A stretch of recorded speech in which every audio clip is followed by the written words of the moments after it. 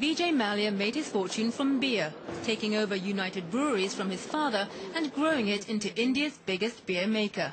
But the owner of India's flagship Kingfisher beer has never been able to turn a profit from his airline of the same name since it began operations in 2005.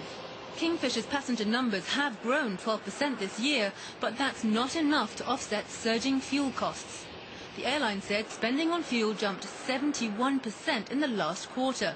It's now looking to buy it from overseas to skirt at least part of the cost. If we import fuel directly for our own use, we become, as you know, an actual user. Therefore, we don't pay sales tax. That seems to be the last resort in order to get fuel costs down to where they should be. And Kingfisher is not alone. Fuel costs are a huge part of the burden faced by India's loss-making carriers. On top of that, borrowing has become more expensive, with the government hiking rates 7 times this year as it battles inflation.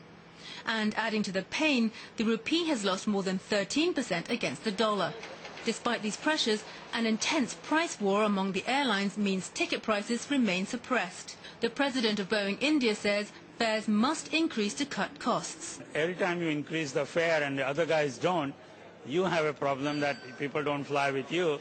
And so it is a difficult situation, but you have to manage it, because if you don't, we get into situations like we just did. In fact, the only Indian airline making money right now is Indigo.